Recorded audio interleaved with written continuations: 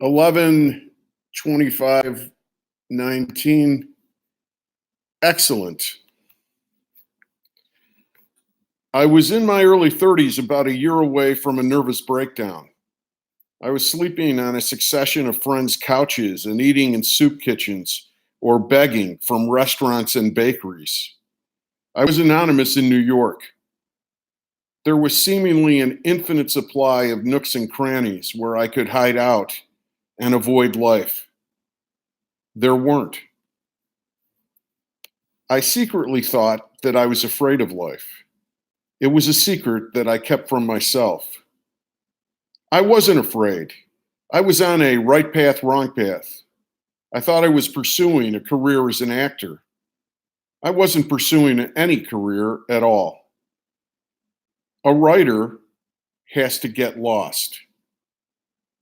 Check that. Be lost. A writer has to naively wade into his soul and the world. Same thing. And let his dark illusions about them, kick the shit out of him. As the real thing tries in vain to give him a hug. A writer has to be lost. For a time, only a time, until finally he is ready to settle down and consciously write down what he has been autotyping in a blindfold on the streets and in the air, in countless rooms where he thinks he is a stranger, focusing on imagined difficulties, perplexed, believing he doesn't have a friend in the world, a starving man at a free, all-you-can-eat banquet, a pauper in an abundant land, unknowingly climbing the Big Rock Candy Mountain, insanely taking it for a ring of hell, mistaking real oases for a repetitious, unreliable mirage.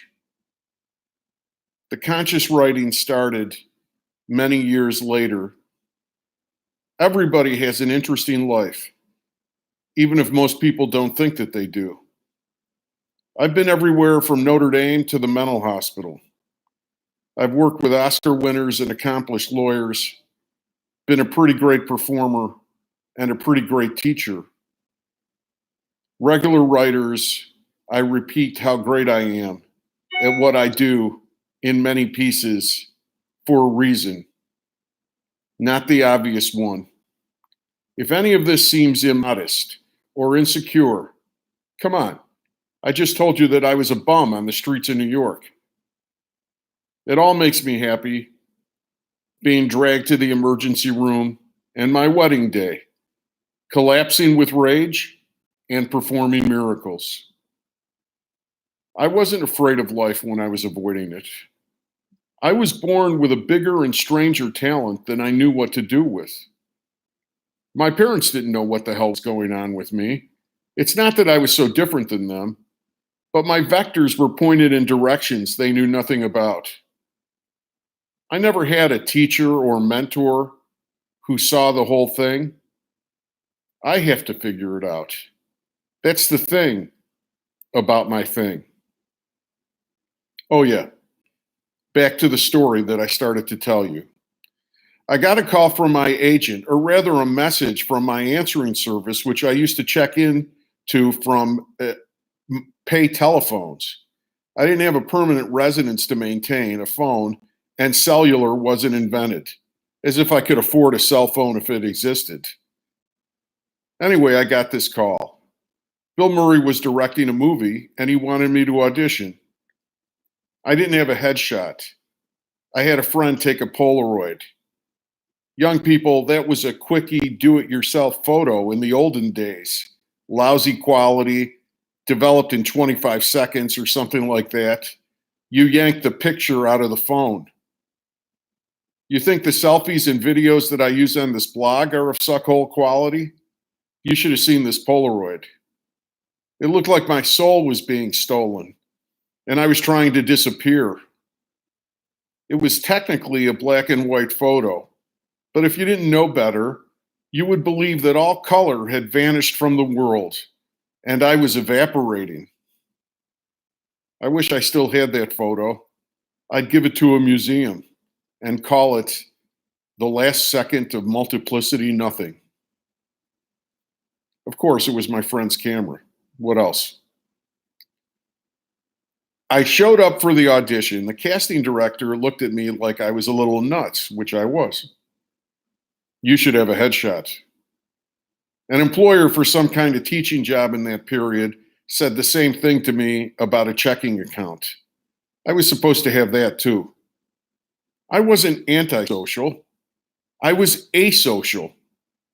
How dare anyone see the world for me? Tell me what is necessary. Sigh. An artist has to be a mystic for a while, just a while, before he consciously starts writing. Refrain. The casting director looked at me like I was a little nuts, which I was. I also was a kind of saint, you know? Actor, writer, lawyer, professor, crazy person. Put sane on my resume. Jobs that I've tried. Yeah, crazy like a saint. I know what it is like to be intimate with the spirit and detached from the earth. I floated down the streets of New York as a flame. I saw eternity, and I couldn't give you the time of day. I inhabited all of the earth and was unaware of my current location. Bill Murray liked me because I was a recent alumnus of the Second City main stage. But he also did the movie The Razor's Edge. It was a passion project for him. Maybe he saw some of that character in me. Anyway, he couldn't have been more kind. I didn't have a Screen Actors Guild card. Hell, I was lucky that I had pants. I had done another movie a year or two before, but didn't pay my dues. I held on to nothing in those days. I wasn't only not materialistic, I was anti-materialist. I hated stuff. It seemed such a burden. And I didn't know that I was kind of unusual in this regard. This is the writer's grace, to know nothing about himself or the world and to let the inside and the out teach him everything. It is crazy. It is idiotic. It is also genius. A life without bias, perpetually confused, cornered to the existential need of survival, as we all are, no matter how easily we talk and buy our way out of it. Oh yeah, Bill Murray talked to me about SAG cards for a while in a funny, kind of protective way, and then he cast me in his movie. He really wanted to help me. He wanted to connect me to sitting in this big room with Bill Murray and Jason Robards and this great old Broadway actor, Philip Bosco, who did a lot of character parts in movies at that time, and some other big stars. But it was those old hands, plus Murray's old soul, that matter here. They were so nice, you know? No airs at all, the opposite. I walked for a while with Philip Bosco after the run through. That's why we were there, to read the script. He said he was a working stiff and regarded me as a total equal, which of course is true, you know. I am the equal of Phil Bosco or anyone else on the planet. I think you are my equal, no matter how awkward and bewildered you are. I know you have good qualities, whether I can see them or not. You're welcome. Gifts and trials, challenges and breaks, genius and imbecility. Actors and jocks, when they are good, they are often humble. The jock knows he is an injury away from it being all over. The actor knows he could win an Oscar and not be able to get a part for the next year. Actors and jocks live in a place where glory and hard luck exist. All they have is the presence. All they have is the present, the pursued excellence of the moment. Jason Robards was a good guy. it seemed. I'm sure he was just there to keep working. This was a guy who married Lauren Bacall. I think he was a practicing alcoholic when he was young. I don't know the whole story. Anyway, he lived, really lived. You know what I mean? Most importantly here, he was regarded as the greatest acting interpreter of Eugene O'Neill for his generation. And his generation was right behind O'Neill's. He was there first. Those massive plays, wide and deep as the ocean. He mastered those masterpieces. Fuck talent. Yes, he had prodigious talent, obviously. Fuck breaks. His talent was his break. The rest was inevitable. Jason Robards didn't have breaks. He had destiny. Think about how much fucking work that man did to inhabit the soul of Eugene O'Neill. Excellence. And he was nice. Nice, nice, nice, nice, nice, nice. He was a good guy. He was nice. To me. The St. Francis of Assisi of Hell's Kitchen. Nice. To me. Me. A genius trapped in a fuck up who was brilliantly fucking up. No one understood, least of all me. But I was onto something. Not only inept at the practical things that geniuses charmingly fuck up, but inept at the genius things that geniuses do. An exile too stupid to know that I was an exile, who gained the experience of exile and the point of view that I wasn't born with, but was born to pursue. I did everything right when I thought I was off track. Off track is on track for me. The flame of discontent, angry at the world, and creating a new one, working on a treaty with the world, equals. Yes, Jason Robards was nice to me. I got the idea for this piece while I was watching football on TV with Paula. Well, she wasn't watching. She indulged me and was doing something on her laptop. Poor Paula.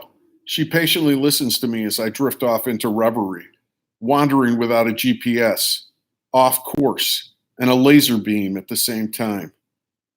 I began remembering Walter Payton. My brother played with him for several years on the Chicago Bears. I got to know many of my brother's Bear friends. I did comedy routines for them at camp a couple of times. They liked me. They were nice to me, too. I count being nice to me as an aspect of excellence, okay? I mean, look at me. What's not to like? I don't have a jealous bone in my body. I get thrilled by excellence. It could be football or acting or journalism, anything really. It would be organic chemistry too if I had a clue as to what that is. I mean, I've heard of it. That's about it. The best of the jocks, the pros, the gold medal types aren't the bullying stereotype that some often think of. The pricks are the pishers, the small fries without the talent or the character to play in the NFL or other big-time competitions. The pishers are envious and mean. Sometimes someone who is excellent might be an asshole, but they have something wrong with them. I don't mean being a drunk or something like that. I don't mean seeming mean at times of stress, which most of them usually do. Sometimes the real excellent ones don't know it. So they are insecure, they are as insecure as the wannabes who will never play in the bigs. I always knew that I was great. I never had that problem. My problem, as I stated above, was the conundrum. What do you do with such greatness? I keep working it out. I think Michael Jordan probably had something wrong with him beneath all the swagger. Clearly excellent in almost every way related to his work, but a prick with rivals, teammates, wives, never does a goddamn thing for anybody else. Fuck social justice, fuck philanthropy. All about his money, huge talent, but a douchebag. Something wrong with him. Selfish. I mean, Jason Robards might have been getting extra cash working on a mediocre Hollywood comedy. But at one time, he gave himself to Eugene O'Neill, sacrificed himself. The demons in those plays. Only a war hero could act that shit right. A Medal of Honor winner. When I was in the mental hospital, my psychiatrist was an old Navy doc, the branch of service, not the store. He said that I had the makeup of Medal of Honor winners that he treated. I tried so hard. It's funny. I could be in total disrepair, begging, an outpatient, disheveled.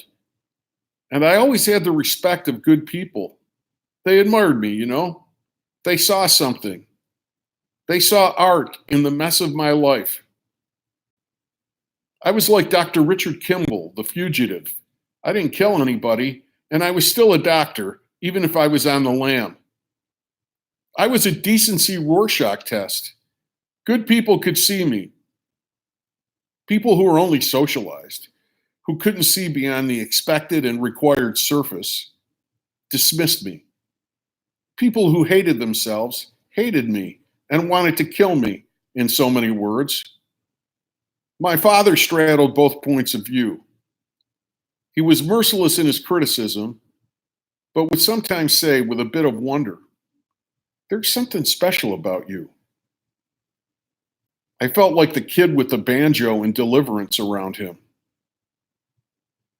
Michael Jordan loved playing basketball, but he didn't love basketball. You know what I mean? Jordan was a great basketball player with the soul of a salesman. I may be missing some meaningful tragedy in Jordan. Even so, if that's true, as great as Death of a Salesman is, it's no long day's journey. So anyway, Bill Murray wanted to save me. Those routines that Murray does when he invites himself to the wedding at the hotel he is staying at and parties with everybody and gives them memories for a lifetime, I know that is real. Bill Murray once said that if he was considering doing a business deal with someone, he would observe how they treated their server in a restaurant. He said those simple transactions revealed the prospective partner's character. Bill Murray has this loving thing for ordinary people. In me, he was confronted with an ordinary genius. He wanted to help. You get that by now? Bill Murray fired me from his movie. He was dissatisfied with me and Jason Robards. I think Bill Murray was learning something about directing. Jason was too cooked. He was done. The juice was for O'Neill, not Murray. I was uncooked. I wasn't even an actor. Yes, I worked for years at Second City, but I'm not an actor. I'm not even part of Second City. I wandered through there, thinking I was something that I am not. Most everyone else thought so too. But just because you're good at something doesn't necessarily mean it is what you are. Being at Second City and everything else that I have ever done was doing precisely what I needed to be doing, to be and to do what I actually am and do. To do or not to do, enough with the questions. A writer is a wanderer through his mind and heart and soul in the world, the art of not knowing what you are doing. Any community has expectations. A writer has no expectations. A writer is a surfer. I'm too big to act in someone else's play, interpret someone else's words, follow someone else's directions. One's gifts are one's burdens too. Bill. I'll talk as if Bill Murray is a friend of mine now, even though I never saw him again after Quick Change. But I know Bill treated me as a friend then. He sees millions of friends in the world. That is part of his genius. A kind of genius too big for me to understand. in this life. My genius is my voice. I can experience life and talk about it. It is all that I know how to do. Let me finish the story about how Bill Murray was so great to me. He called in Gina Davis and Randy Quaid. I was supposed to do a scene with the three of them. And they worked with me for 2 hours to try to help me to do it right. Bill really wanted to give me that part. He was doing a major motion picture, his first time directing, and he wanted to use a piece of his opportunity to create an opportunity for me. Isn't that something? Wow. The thing that is worth enthusiasm. It was a hopeless case. Even though I initially showed some talent for the job, of course I did. I'm not meant for that job. This is what I do, what you are reading right now. This peripatetic, at times poetic, digressive writing, this blog. Not quick change, rather constancy in change. Bill Murray redeemed me nonetheless, even though he couldn't use me in the movie as much as he wanted to, because he saw that I had some sort of genius. We all do. And he wanted to help. Generous, kind Bill Murray. I get hurt pretty easily, but I have a good sense about being hurt. I only get hurt when the person is being stupid or mean. Getting fired by Bill Murray is a warm memory. I could tell he felt bad. He really did. I'm sorry for that. I hope he wasn't frustrated that what we thought was the right thing was an impossible one. A mensch. I loved my brief interaction with Bill Murray, but I didn't belong with him. My place is here. Oh yeah, before I forget, Walter Payton. I didn't know him, but he was nice to my father. And when my brother was cut from the Bears after 10 years, and all of the other players understandably avoided him, they feared the same fate. Walter Payton, one of the best football players who ever lived. Walter Payton, who usually ran, but could catch and pass and punt and kick. Walter Payton, who was gifted with immense talent and worked to develop every drop of it. Walter Payton, who spent most of the offseason running up steep hills of sand, who gave his life to the game, as Jason Robards gave his to Eugene O'Neill, and Bill Murray gave it to seeing a world filled with friends. Walter Payton sat down next to my brother before he cleaned out his locker at the moment after they heard that my brother was cut from the team and cried with him, sobbed with a sense of love and loss. It's all so wonderful. It all hurts so good. Thrilling sadness, glory and lost glory, genius and confusion, life, death, and the space between us. What do we make of that space? Everything is exactly the way it is supposed to be, whether we know it or not. And that's excellent. Copyright 2019, Richard Thomas.